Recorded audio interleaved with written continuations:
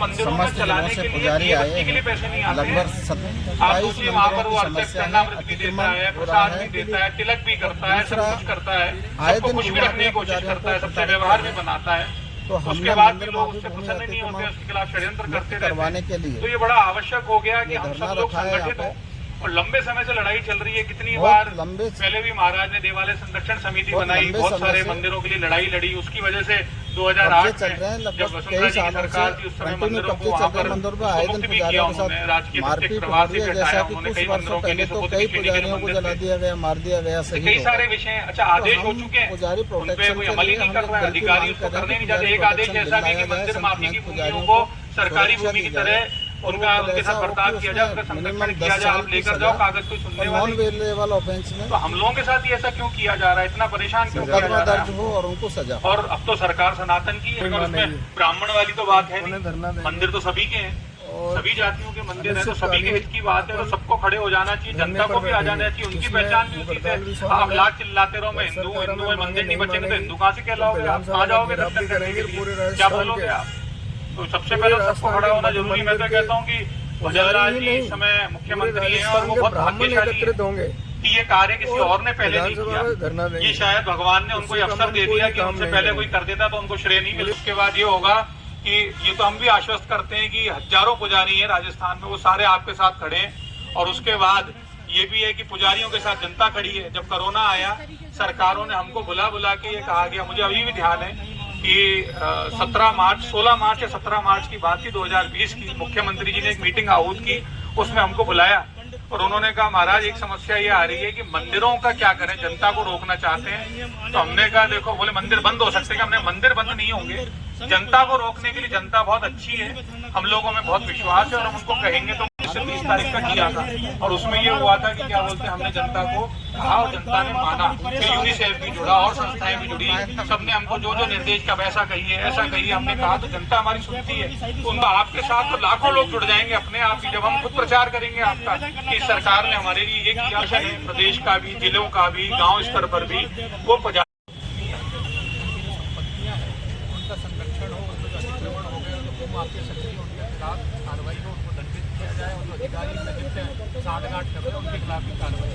दूसरी बात, जो पुजारी हैं वो लंबे समय से परेशान हैं, उनके ऊपर हर तरह के संकट है, उनको प्रताड़ित किया जाता है, मारा पीटा जाता है, आत्महत्या करने में मजबूर किया जाता है, उनकी हत्याएं भी की जा रही है, सब कुछ हो रहा है, उसके ऊपर कोई कानून नहीं बन रहा है। तो हमारा ये है कि एक तो मंदिर, उनकी संपत्तियों के संरक्षण के लिए और एक पुजारियों के प्रोटेक्शन के लिए सरकार त्वरित कार्रवाई करके एक एक्ट बनाए जिससे कि ये चीज़ें बचा सके, क्योंकि हमारा सनातन का आधार हमारे मंदिर है और हमारे पुजारी।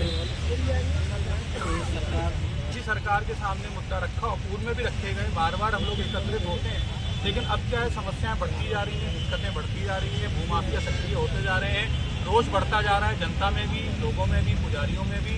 अब इसको लेकर ये है कि आज हमने यहाँ पर एक धरना दिया है। हम चाहते हैं शांतिपूर्ण तरीके से कार्य हो जाए, हम अपने धरने का स्वरूप बढ़ाते जाएंगे और सरकार पे हर तरह से कोशिश करेंगे, बिना दबाव के काम हो, बिना किसी हिंसा के हो। और होगा भी यही, हम लोग क्योंकि मंदिर से जुड़े हुए लोग हिंसा नहीं करेंगे, लेकिन हम लोग अपना स्वरूप बढ़ाते जाएंगे। सरकार पे जिस स्तर तक जाना पड़ेगा जाएंगे, दबाव बनाएंगे, लेकिन ये जरूर है कि हम इस चीज़ को जनता में भी लाएंगे और सरकार के संज्ञान में भी लाएंगे कि जो गलत हो रहा है उसको अतिशीघ्र सुधारा जाए और पुजारियों के लिए और मंदिर के लिए अतिशीघ्र कोई ना कोई बड़ा कदम लेकर कोई एक्ट बनाया जाए और कार्रवाई। सनातन मुख्यमंत्री जी बहुत धर्मप्राण हैं, बहुत धार्मिक हैं, सबके लिए सोचते हैं, ब्राह्मण हैं, लेकिन ऐसा नहीं है सिर्फ ब्राह्मणों के लिए सोचते हैं, वो सभी के लिए सोच रहे हैं। और ऐसा नहीं है सिर्फ हिंदुओं के, सभी जातियों के लिए, सभी धर्मों के लिए वो सोचते हैं। मेरे को ये पता है मुख्यमंत्री पद पर वो हैं, आज हम भी घर में होते हैं, सैकड़ों काम होते हैं, तो वो जिस पद पर बैठे हैं सैकड़ों काम उनके सामने भी हैं, लेकिन हो क्या रहा है कि कहीं ना कहीं पुजारी लोग बड़े ठंडे हैं, शांत हैं, तो वो दिख नहीं रहे। अब हमको बार बार थोड़ा सा, जैसे गाय से दूध धोया जाता है ना, वो धोना पड़ेगा, हमको धोएंगे तभी फिर वो निकलेगा। तो बार बार हम जब इस तरह के आंदोलन प्रदर्शन करेंगे तो शायद उनको दिखेगा एक बार ये भी बैठा है तो परेशान है, उसके लिए मुझे करना है, मेरी नैतिक जिम्मेदारी है। पहले राजा करते थे, आज राजा की कुर्सी पे मैं हूँ, मुझे करना है। जब से तो सरकार को सोचना चाहिए कि बार बार ये हो रहा है। हालांकि अभी तक क्षेत्रीय स्तर पे हो रहा है, कभी जयपुर में, कभी सीकर में, कभी करौली में, कभी झुंझुनू में, अलग अलग जगह हो रहा है। लेकिन हमारा ये है कि एक दिन हम सब लोग संगठित हो जाएंगे और हम पूरे राजकीय स्तर पर इसको करेंगे और फिर जरूरत पड़ी तो हम भारत सरकार के सामने दिल्ली में भी पहुंच जाएंगे और वहाँ बहुत बड़ा धरना प्रदर्शन करेंगे। वो सरकार के लिए अच्छा नहीं कि राजस्थान में ऐसा हो रहा है और सब लोग संगठित होकर और राजस्थान सरकार के खिलाफ धरना प्रदर्शन कर रहे हैं। मुख्य मांग क्या है?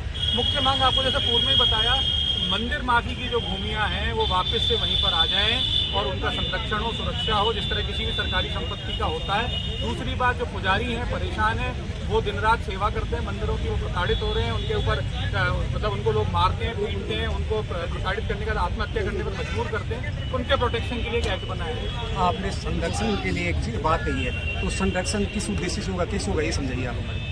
संरक्षण तो जैसा सरकारी संपत्तियों का होता है, आज आप पुरातत्व विभाग का मॉन्यूमेंट की संरक्षण नहीं करती है, उस तरह मंदिरों का भी होगा। आज वन विभाग के वनों का संरक्षण नहीं करता है, उसी तरह से मंदिरों का संरक्षण होगा। मंदिरों का संरक्षण कौन करेगा? वो तो वहाँ के पुजारी ही करेंगे, और कौन करेगा?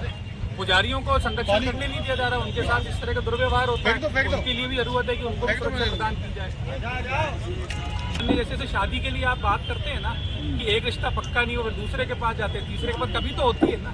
इसी प्रकार से सरकार के पास आज बात रखिए, नहीं मानेंगे और बड़ा प्रदर्शन करेंगे। तो आप पहले भी रख चुके हैं। तो मुझे ये लगता है कि ये कितनी बार में होगा ये मुझे नहीं पता, लेकिन जैसे पूर्व में इतने मुख्यमंत्री हुए इस राज्य में, उनके हाथों शुभ कार्य नहीं होना था। मुझे लगता है भजन लाल जी के हाथों होना, और भगवान को अगर ये होगा कि उन पर आशीर्वाद नहीं है गिरिराज भगवान का, तो किसी अन्य मुख्यमंत्री को श्रेय मिलेगा, लेकिन मिलेगा तो किसी को। और हम जब तक जूझते रहेंगे, संघर्ष करते रहेंगे।